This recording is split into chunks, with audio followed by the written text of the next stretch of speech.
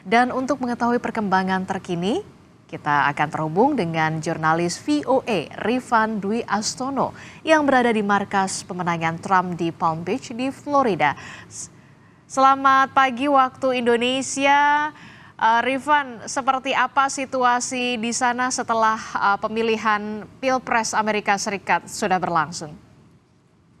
Adisi, saat ini memang suasana di sekitar markas pemenangan Donald Trump yang berada di belakang saya ini, gedung serbaguna namanya Palm Beach County Convention Center di Florida. Lokasinya hanya 15 menit berkendara dari kediaman Trump di Mar-a-Lago. Sudah mulai banyak pendukung Trump yang berdatangan untuk masuk ke dalam arena untuk bergabung tentunya dengan Donald Trump untuk menyaksikan penghitungan suara hasil Pilpres 2024. Kami sampai saat ini masih menunggu kepastian tentang kapan persisnya pada pukul berapa Donald Trump akan datang ke gedung di belakang saya ini untuk bergabung dengan para pendukungnya, dengan tamu-tamu dan hadirin yang ia undang untuk ikut merayakan Pilpres ini dan menyaksikan penghitungan suara. Tapi memang saat diwawancara oleh wartawan tadi siang setelah ia memberikan atau menggunakan hak pilihnya di TPS di Florida ini, Trump sempat mengatakan kepada awak media bahwa ia biasanya akan datang ke lokasi markas pemenangan pada malam pemilu sekitar pukul 10 malam atau sekitar 11 malam waktu setempat. Dan di sekeliling saya tentunya tadi juga di belakang pagar yang ada di sebelah kanan saya, mungkin untuk penonton tidak bisa melihat pagar kawat yang ada di sebelah kanan saya ini.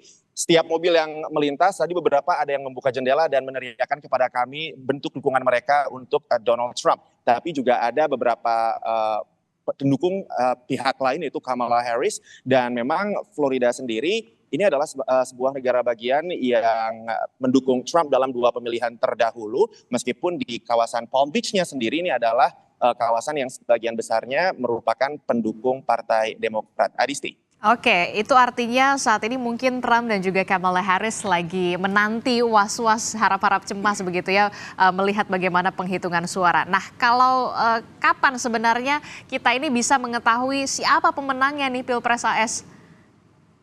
Ini sesuatu yang sulit untuk dijawab saat ini, karena sebetulnya sekarang TPS-TPS yang ada di negara bagian di pantai timur Amerika Serikat baru saja ditutup pukul 8 malam tadi, dan nantinya negara bagian yang terletak di sisi barat Amerika, karena kita ada 4 zona waktu di mainland atau di daratan utama Amerika Serikat ini, sehingga nanti yang satu persatu mulai ditutup.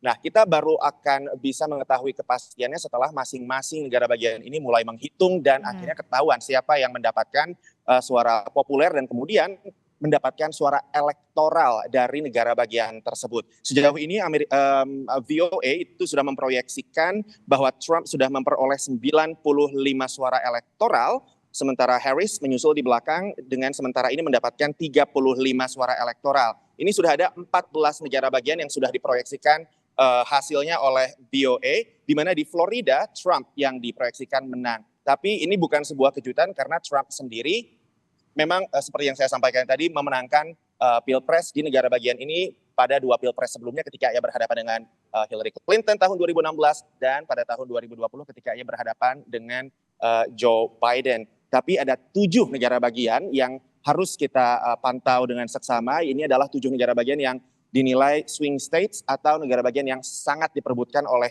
Harris dan Trump karena suara mereka masih saling susul-menyusul ketika dalam jejak pendapat terakhir, sehingga suara siapapun yang memenangkan 7 negara bagian ini itu akan mendapatkan keunggulan dan membuat mereka semakin dekat ke kursi di kepresidenan di Gedung Putih. Nah, kapan persisnya kita akan tahu?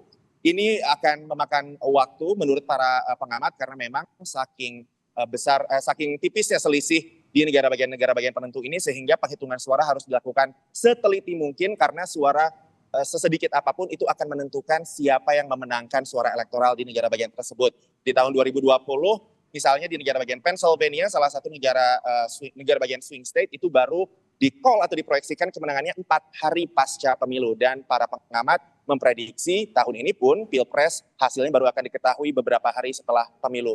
Tapi tentunya kita akan terus melaporkan untuk teman-teman Kompas TV perkembangan setiap saat. Apakah jangan-jangan besok pagi waktu Amerika Serikat kita sudah bisa mendapatkan gambaran kira-kira siapa yang lebih unggul dalam persaingan menuju ke Gedung Putih ini, Adisti. Oke, rasa-rasanya persaingannya ketat begitu tipis begitu ya antara Kamala Harris dan juga Donald Trump ini. Nah, Anda berada di Palm Beach di tempat di mana nanti Donald Trump rencananya akan berada di sana. Nah, apakah sudah ada informasi kemudian tadi Anda sebutkan pada pukul 10 atau 11 malam Trump rencananya nanti akan berada di sana dan apakah nanti akan ada pernyataan resmi dari Trump? Ya, sejauh ini yang kita ketahui adalah bahwa Trump akan datang ikut nobar di markas pemenangannya pada malam pemilu ini, dan informasi yang kami terima juga tim VOA mendapatkan informasi bahwa Trump dijadwalkan akan memberikan pidato di dalam. Tapi kita belum tahu apa isi pidatonya, apakah ia akan menyatakan kemenangan walaupun menurut para pengamat penghitungan suara tidak akan mungkin selesai pada malam hari ini juga, atau ia akan menyatakan bahwa sabar kita tunggu dulu hasilnya, atau mungkin ia akan memberikan pernyataan yang lainnya lagi yang kita tidak tahu apa. Tapi yang jelas Trump sendiri dalam beberapa kesempatan terakhir termasuk tadi siang saat di doorstop atau di wawancara oleh wartawan setelah ia mencoblos di TPS-nya, ia sempat mengeluhkan durasi penghitungan suara hasil pilpres yang memang dia anggap lama. Ia 2 kali setidaknya yang saya ingat tadi di TPS dan juga 2 hari yang lalu ketika ia berkampanye di Pennsylvania mengatakan bahwa seharusnya penghitungan suara itu harus selesai atau sudah bisa diketahui hasilnya pada pukul 10 malam pada malam pemilu. Tapi ini oleh para pengamat dianggap sebagai sesuatu yang tidak mungkin dilakukan dengan alasan seperti yang saya sampaikan tadi bahwa mekanisme penghitungan suara itu kompleks karena pemilu di Amerika ini bukan hanya pilpres saja, pada hari ini juga para pemilih harus memilih anggota Kongres, intinya anggota legislatif, kemudian ada referendum kebijakan yang harus di voting. Jadi penghitungan suaranya ini berlapis dan juga panjang sehingga sepertinya tidak memungkinkan untuk kita ketahui hasilnya malam ini. Tapi kita nanti akan pantau apakah Trump akan memberikan pidato kemenangan atau pidato dengan isi lainnya, Adisti. Oke, kita akan pantau terus soal penghitungannya dari Indonesia. Nah, terakhir, Rifan, apa sebenarnya kata diaspora Indonesia yang kemudian ikut memilih dalam Pilpres kali ini? Saya setidaknya sudah bertemu dengan 3 diaspora Indonesia di Florida ini yang ikut memilih. Mereka adalah warga negara Amerika Serikat yang berhak untuk memilih dan menentukan siapa presiden berikutnya di negara ini. Dan saya bertemu dengan 3 diaspora yang memang memiliki pilihan politik yang berbeda-beda. Ada yang memilih Trump karena memang sejak dulu ia adalah seorang Republican atau pendukung Partai Republik. Ada juga yang mendukung Kamala Harris yang memang sejak dulu mendukung Partai Demokrat, dan ada juga yang saya temui adalah yang undecided atau yang masih galau sampai detik-detik terakhir sebelum masuk ke kotak, maksud saya ke bilik suara. Dan memang alasan mereka berbeda-beda. Yang mendukung Trump karena ia merasa bahwa perekonomian di bawah pemerintahan Trump dulu bagus, kemudian ia juga mendukung isu imigrasi yang kebijakannya lebih tegas di bawah Trump. Sementara yang mendukung Kamala Harris, ia merasa bahwa ini saatnya Amerika memiliki presiden perempuan pertama. Dia sempat mengatakan bahwa Indonesia saja yang merdeka lebih baru daripada Amerika sudah punya Megawati Soekarno Putri sebagai presiden. Ini saatnya Amerika juga punya presiden perempuan. Sementara yang undecided ketika saya tanya tadi, akhirnya ia mengatakan bahwa ia memilih Kamala Harris, tapi ia mengatakan bahwa kedua kandidat dalam Pilpres kali ini, baik Kamala maupun Donald Trump, itu dua-duanya bukan kandidat yang sempurna, yang ia harapkan, bukan kandidat yang ideal. Jadi memang suaranya sangat beragam di kalangan diaspora Indonesia dalam Pilpres kali ini, Adisti. Oke, baik, kita akan tunggu dan juga kita akan pantau terus perkembangannya dari sana. Terima kasih jurnalis VOA